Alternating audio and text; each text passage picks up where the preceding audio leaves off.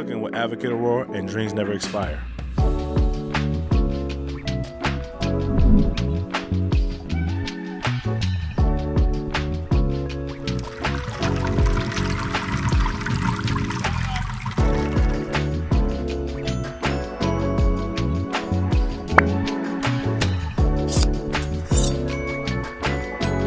What's going on, people? It's your boy Chad C. Nope. I'm here with my sister, Chef Adija Smith. What's going on, sis? Hey, hey. And we are here for another Thanksgiving edition of Eat to Live, sponsored by Aurora Healthcare. So listen, what we cooking today, sis? Listen, it's Thanksgiving time and, it just screams family, right? This is a time we get together with family. We are sharing memories and love over good food.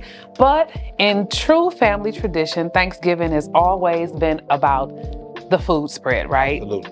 But we are learning now that, we are trying to eat to live, not live to eat, right? So we can do things different. When we were growing up, we had our turkey and dressing and yams and greens and corn. We just had the spread of everything. Yep. But now we're trying to do things a little different.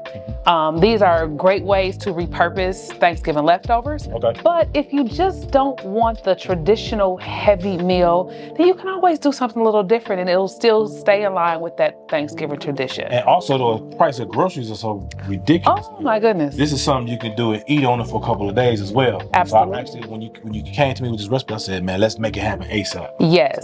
So, what we working with? So today we are going to make an old-fashioned chicken pot pie, okay? It's gonna consist of some really seasoned chicken thighs and chicken breasts combined, potatoes, corn, green beans. You can use carrots, you can use peas, and we're just gonna make that chicken pot pie and we're gonna cover it with a flaky pastry crust. All things you can get right at your grocery store. And again, like you said, with the cost of food now, this is a great way to cut that grocery bill in half, but still provide a really hearty meal for your family around the holidays. That's what I like to hear. So let's get to it. What we start with? All right. So I'm going to start with the roux of our pot pie. And the roux is? The roux is going to be that combination of that creaminess that you like to see when you dip into that chicken pot pie. We're going to start that by sauteing some onions, a flour mixture. That's how we're going to make that paste. And then we're going to go ahead and we're going to add some chicken broth to it and a couple other things that we're going to do to thicken it up. Okay. While I start working on the roux, I want you to take that chicken and I want you to start chopping that down for me. Gotcha. Now, some people like their chicken different. Some people want those chicken pot pies to have chunks of chicken. I personally like it to be more of a shredded, but hey, you do what works for you, okay? Gotcha. I'm gonna start working on the roux. You start cutting that chicken up, and I'm just gonna walk you through what I'm doing as I'm preparing that roux. Okay. All right, so what I'm doing is I'm starting with about 3 tablespoons of unsalted butter. And one thing I really want people to be mindful of when they're making chicken pot pie is there are so many different flavors that come together with the chicken pot pie. You really wanna make sure that you are being mindful of the sodium. So we're gonna choose an unsalted butter because your chicken broth has a lot of salt in it. Mm-hmm. Your cream of chicken condensed soup has salt in it. The salt intake in your chicken, things of that nature. And we're also gonna be adding some Wisconsin sharp Vermont cheese to it just to also give our roux a robust flavor, in addition to the other different seasons that we're adding to our roux. So gotcha. We're gonna start with just melting that butter down, and I'm gonna go ahead and add a small onion that I've chopped down already. Okay. And with the onions, and the onion is just for flavor, correct? Absolutely. Onions for me just go with everything. Okay.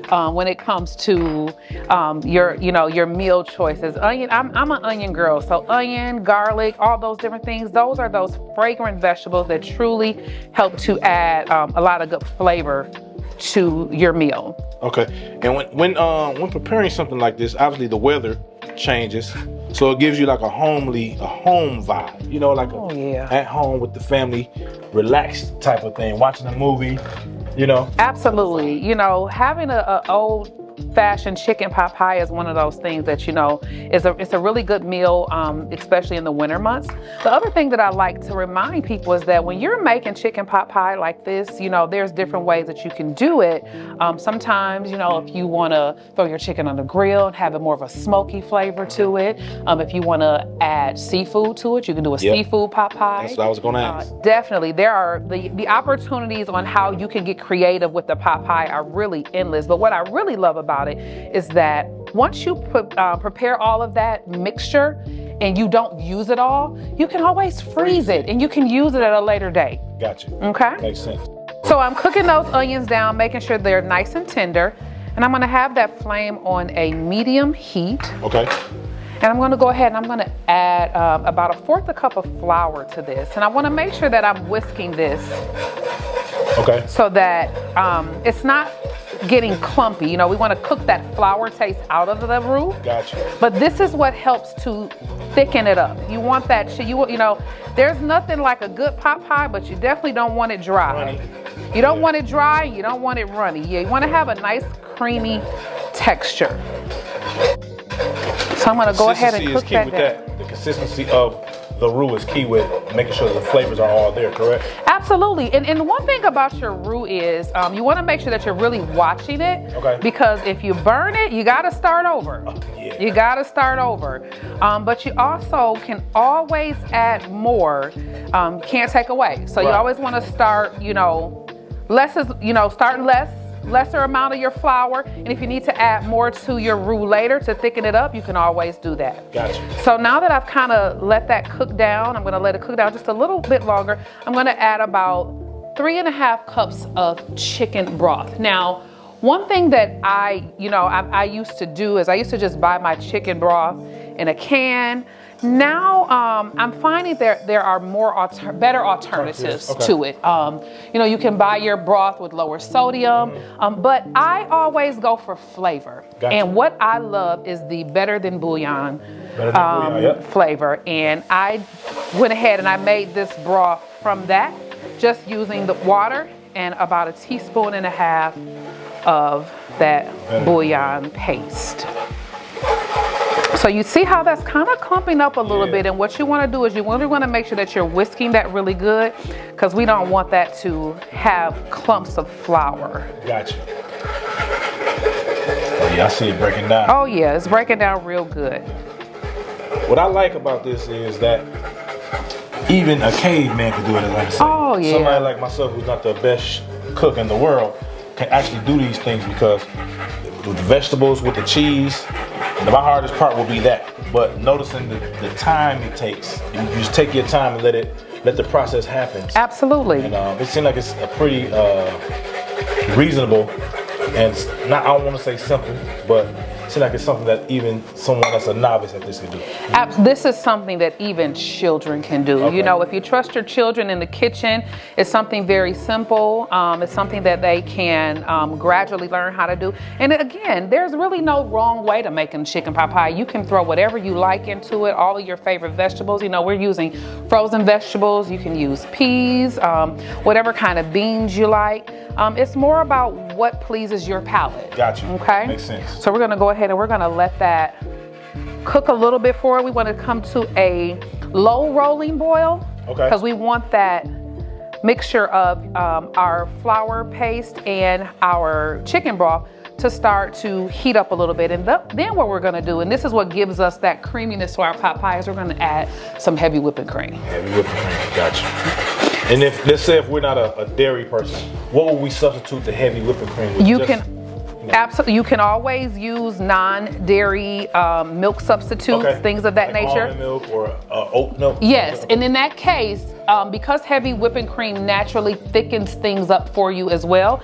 If you're doing that because of non-dairy issues, then you may want to add a little bit more flour later in it, or you can add a little bit of cornstarch, and that'll help to thicken it up for you. So Chad, what are your big plans for the holiday? Man, my plans are to eat. That's usually your answer for both of them. Man, that's it. I'm just a taste tester. We got about 30 people coming by the house, and family members and friends, so I'll just be there as the taste tester. You'll be doing quality control, quality control analysis. I understand. Yeah, so what about yourself? So as for me, you know, my family always usually gets together, and as a chef, I'm one of the persons that are always spend a lot of time in the kitchen. But this year I'm doing something a little different, and I'll still be in the kitchen with family, but this time I'm starting to introduce some skills to some of the younger kids in our family, because, you know, one thing that my grandmother used to always tell us growing up is she said, you know what, I'm not going to be here forever. Right. Someone has to pass pass down the traditions and who's going to learn how to prepare certain things around the holiday. So this year, I'm taking the opportunity to get some of the younger kids in our family in the kitchen and really start coaching and guiding them through carrying on family tradition, but also learning healthier ways to do it. There you go. That's what's up. Yeah, I think Deuce will be cooking this year with his mama, so we'll see how that turns out. I can't wait to see it. So as you can see, this is coming to a rolling boil, and we're gonna go ahead and we're gonna add some heavy whipping cream to that. How much? This is about a half of a cup. Okay.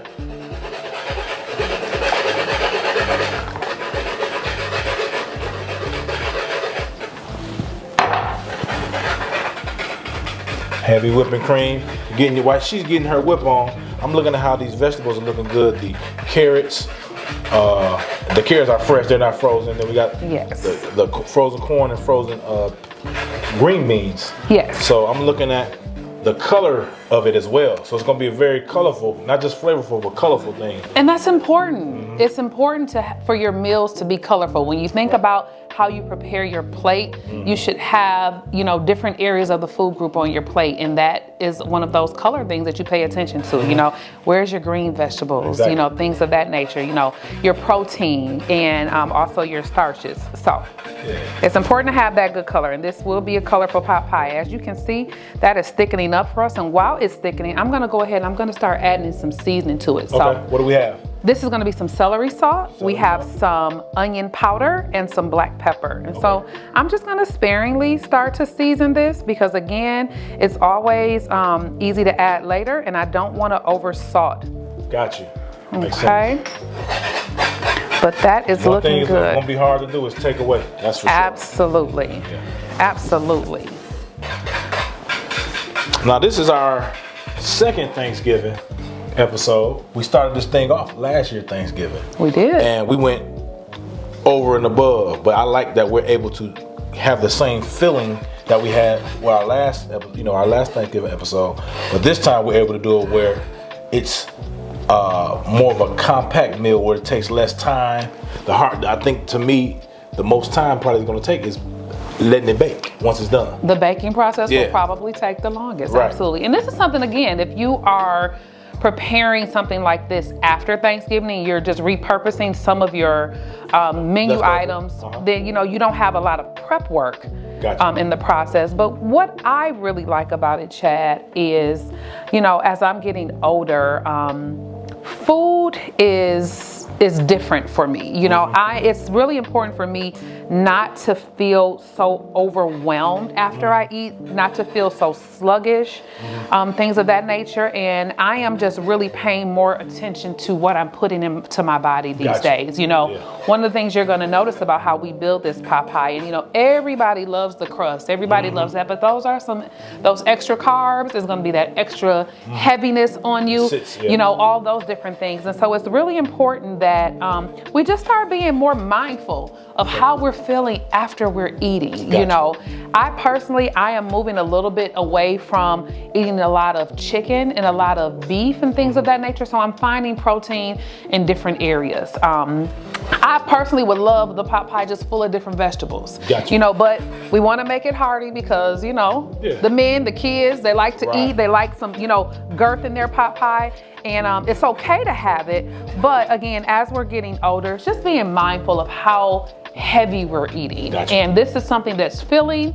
You can eat you some pot pie, maybe have a salad on the side. We don't have to stick with the heavy traditions because really the holidays are about family. That's what it is. Now that we have our roux starting to get together, what's our next ingredient that we're throwing in there? So now that the roux is thickening up like we want it to, and you can see that in the texture, how it's doing, we're gonna add a little bit of this cream of chicken soup. And I'm not gonna add a whole can. If I was making a really big portion of this, I would, but I'm just gonna add about 1/4 of a can of this. And again, this is just gonna help to add some of that good flavor that we're looking for, okay? Gotcha. And then once our roux is complete, then we can really start adding all of our vegetables together. This is such an easy recipe. Like I said, anyone can do it. But this is also the time where you decide if you need to add a little bit more flavor, seasonings, this is gonna be a good time to do that. Taste test on it. Absolutely, absolutely. I mean, it's smelling good. Yes, it is. It looks good. And then we're gonna add our very last ingredient before our vegetables, and that's that Vermont cheese. Okay. Now, some people don't like the cheese. Right. And again, Popeyes is something that you can, do it how you like, But I just love how all of the combinations of the flavors just come together. And this is a very good cheese. We shredded this by hand. And so we're gonna go ahead and we're gonna add to this roux. Gotcha. It's cool how how many handfuls. Oh yeah, once you've done it and been around the block a time or two, you can kind of eyeball it a little bit. Let me add a cup. 1, 2, 3 handfuls is a cup. Oh yeah. When I'm baking and I'm like, okay, let me add a teaspoon of flavor. And my son's like, how do you know that was a teaspoon? I just can see it. I've been doing it. Yeah, I've been doing it for a long time. I just can see it. One thing I do like about this is that the hard part is basically getting done for you at the same time while you're getting other ingredients together on the side. Somebody's doing something else. The main now is just basically adding. Yes, this is one of those dishes that is truly a family dish. Everyone can do a little something to it. Absolutely. So I think you should taste the roux. Let me see what we're working with.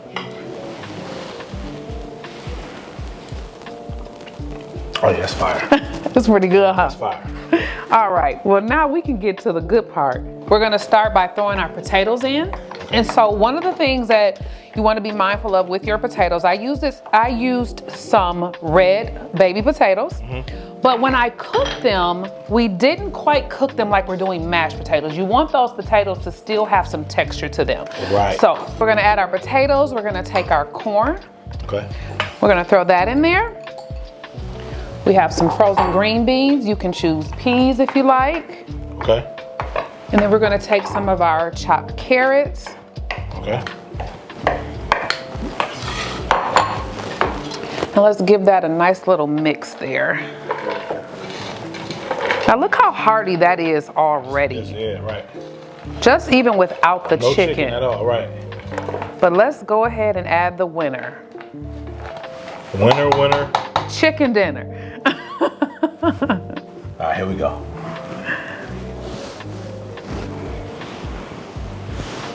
All right, that looks great. All right. Did you taste that? Mm-hmm. Yeah, I snuck it in. We weren't on camera. Right. So now that we have that all mixed together, we're gonna go ahead and pour that roux right over.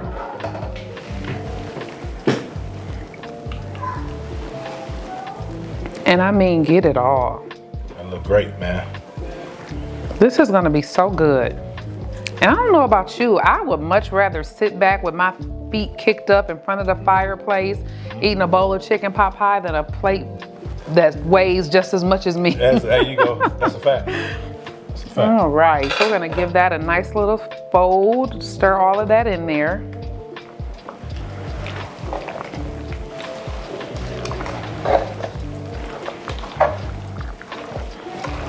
Nice and creamy. Yep. The colors are amazing. The texture and the taste of it was great. So now that we got everything mixed and ready to go, what's our next step, sis? So this is the last and final step before the best step, and that's eating it, right? Absolutely. We're gonna go ahead and we're gonna build that pot pie. So we're gonna roll out some pre-made pie crust. And you can get this right at the grocery store. Okay. You can, of course, make homemade pie crust, but this is a really good brand, and it gives that nice flakiness that you need. But it is important that you roll it out. So we're gonna use 1 roll of that pie crust, and I'm just gonna go ahead and I'm just gonna knead it a little bit to get it soft. And while I do that, I want you to go ahead and spray that baking dish. And this is a 10-inch round baking dish. Just spray it good. That's pretty good. You can go ahead and just rub it around, make around your edges. So we got our crust rolled out, and I have formed it just round so that it's easier to roll it out. And we're gonna roll this as thin as we can without it breaking, okay? So I usually roll a few directions and then I flip it around. Important is that we want it to cover our entire dish. Okay. And we're using a French rolling pin. If you don't have one, you can use a traditional rolling pin. Whatever you have, just get it rolled out. What's the difference? Well, it's just really more so the shape. Gotcha. You know, our traditional rolling pin has handles on them. And also sometimes just a matter of what you're making, what type of pastries you're making. Gotcha. That you want to use something a little bit smaller or that you can control more. Gotcha. I find that I can control this kind of rolling pin a lot easier than I can your traditional rolling pin. But hey, we do whatever we do to get the job done. Gotcha. All right, so we're gonna roll that just a little bit more.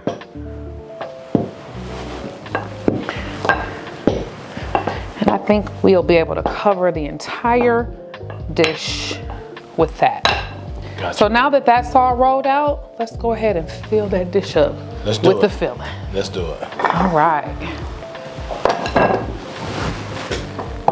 I'll let you do the honors. Okay, no problem. Load her up. Let's get it cracking.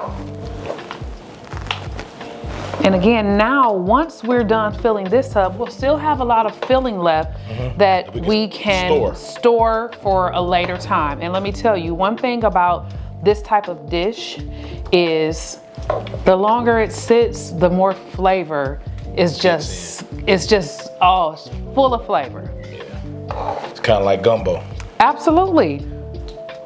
Yeah, gumbo later on tastes just as good. Might taste better the second time around. That's right. That's right. That's what I've heard. We good or more, a little more? I think that's good. Okay. That's good. Okay, so now that we got the filling, what's our next step? Well, because we are Wisconsinites, you know we love our cheese. Yes, so we're just gonna top it off. You know, it's just kind of like adding a cherry on top. Gotcha. We're gonna add a little bit more in there. And again, you can choose to go cheesy or you can choose not to, but we're going cheesy. Well, let's get our cheese. All right, now we're gonna go ahead and let's peel this crust. Like a true baker. And that's right. And we're gonna lay it right over it. And it's okay to allow that dough to just kind of fall over the edges. Okay. Because what I'm gonna do now is I'm just gonna fold. I'm gonna do a twist and fold technique to close our edges up. Got you. See how I'm just twisting and folding? Yes. Just twisting and folding.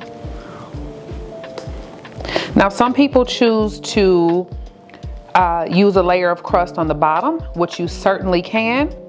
Or if you want to kind of cut down on your carbs and take more of the veggies and protein in, you can just do it right on the top. I promise you it's going to be just as filling. Gotcha. And then the last, second to the last step here is we're going to just make a few slits in it to vent it, because we've used a lot of sauces, cheese, so we want it to bake without boiling over. So we're gonna just vent that.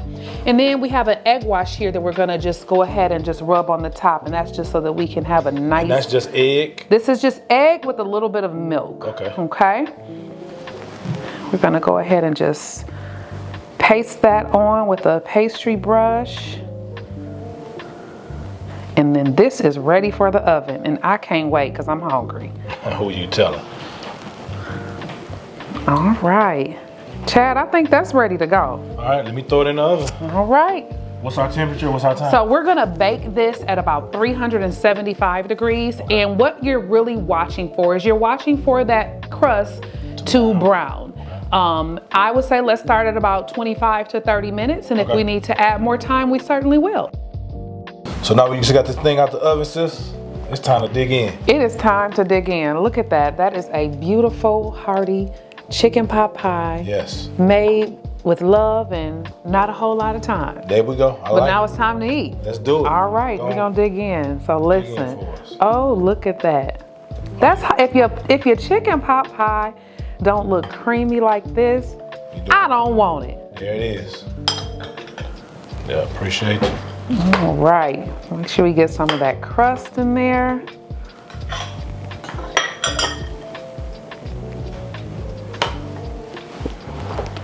All right, moment of What truth. time it is? Let's see.